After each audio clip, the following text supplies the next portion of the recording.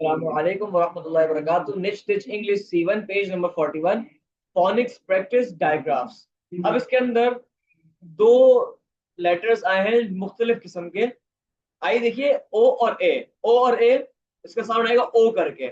جیسے دیکھیں boat, road, کوٹ، soup, toast, load, float, throat, roast, coach.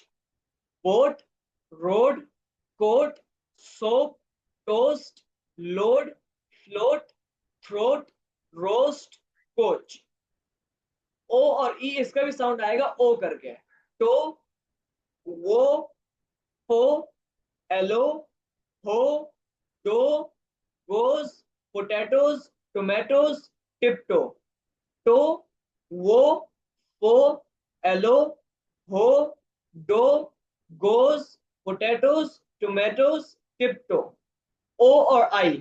او اور آئی کا ساؤنڈ نکلے گا اوئی کر کے. آئی دیکھیے soil, queen, oil, boil, spoil, voice, point, choice, avoid, toilet.